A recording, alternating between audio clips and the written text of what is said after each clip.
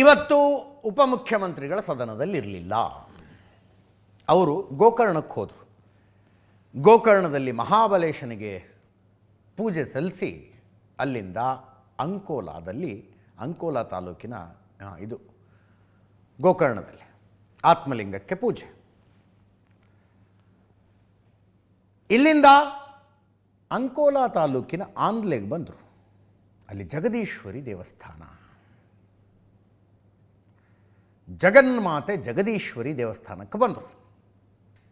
ಈ ದೇವಸ್ಥಾನದ ಐತಿಹ್ಯ ತುಂಬ ಇದೆಯಂತೆ.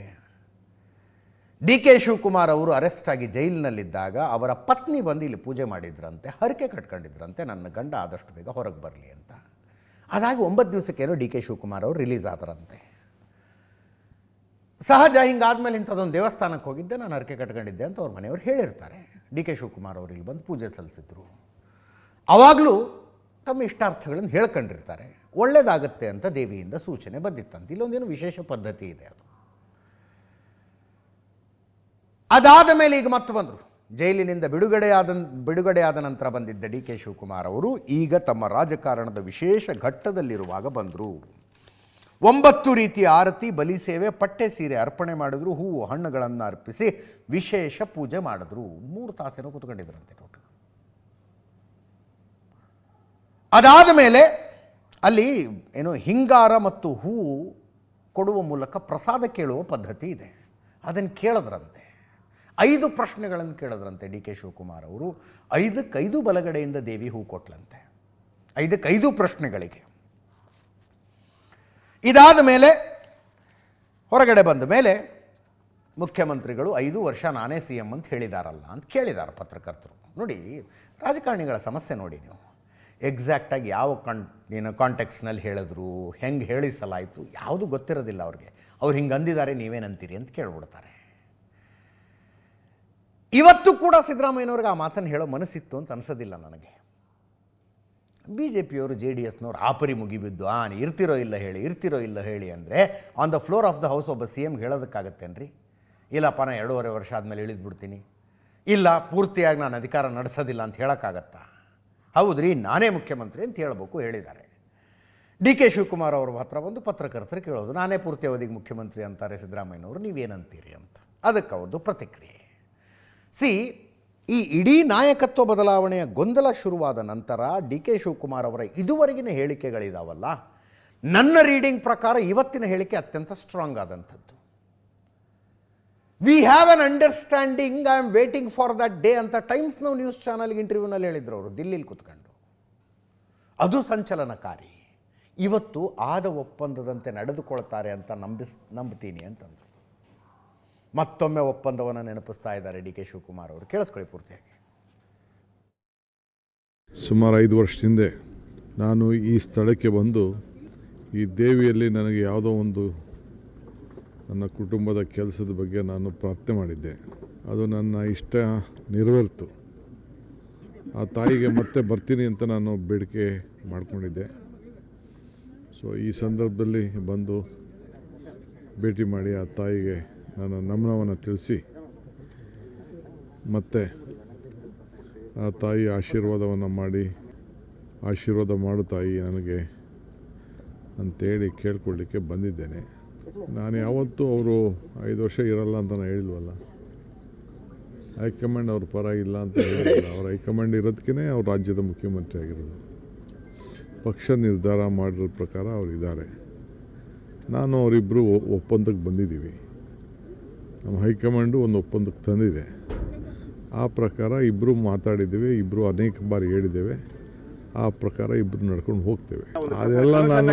ಅದೆಲ್ಲ ನಾನು ಹೇಳೋಕ್ಕೆ ತಯಾರಿಲ್ಲ. ಆ ತಾಯಿಗೆ ನನಗೆ ಇರೋಂಥ ವಿಚಾರ, ಭಕ್ತಂಗೂ ಭಗವಂತನಿಗೂ ಇರೋಂಥ ವಿಚಾರ. ಸೊ ತಾಯಿ ನನಗೇನು ಹೇಳಿದ್ದಾಳೆ, ನಾನು ತಾಯಿ ಹತ್ರ ಏನು ಮಾತಾಡಿದ್ದೀನಿ, ನಮ್ಮಿಬ್ರಿಗೆ ಬಿಟ್ಟಿದ್ದು. ಡೇಟ್ ಕೊಟ್ಟಿತ್ತು ದೇವಿ ಸರ್, ಸಮಸ್ಯೆ ಬಂದಾಗ ಪರಿಹಾರ ಈ ಡೇಟ್ ಒಳಗೆ ಪರಿಹಾರ ಮಾಡಿಕೊಡ್ತೇನೆ. ಇವತ್ತು ಡೇಟ್ ಕೊಟ್ಟಿದ್ದು ಸರ್.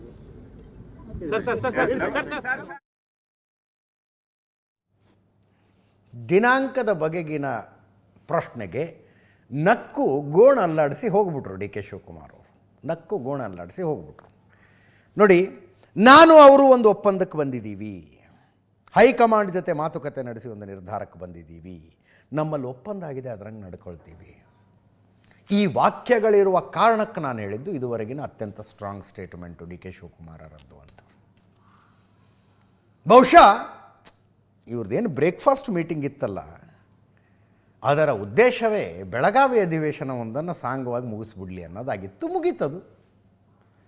ಇನ್ನು ಮೇಲೆ ಆ್ಯಕ್ಟಿವಿಟಿ ಶುರುವಾಗ್ತವೆ ಅನ್ಸುತ್ತೆ ನನಗೆ ಎರಡೂ ಕಡೆಯಿಂದ.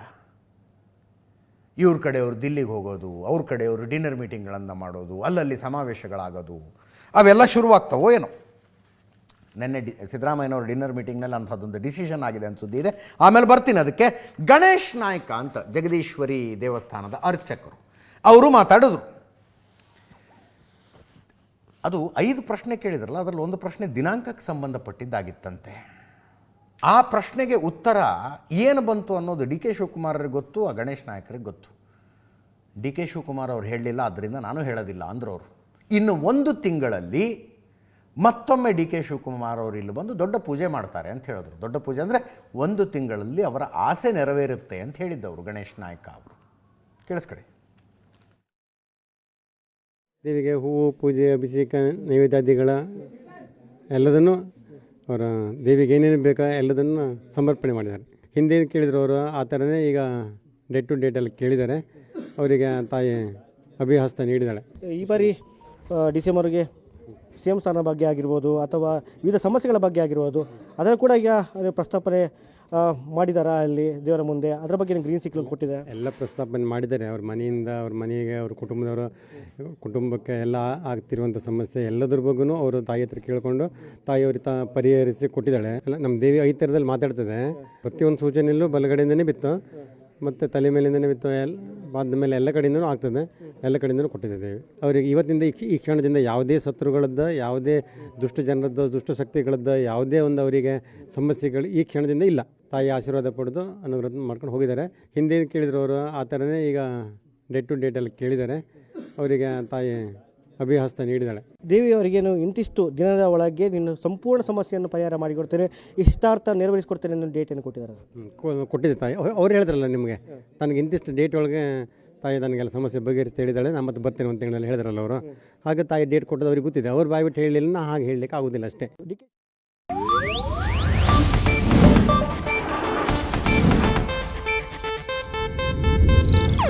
ಇದು ಏಷ್ಯಾನೆಟ್ ನ್ಯೂಸ್ ನೆಟ್ವರ್ಕ್ ಪ್ರಸ್ತುತಿ.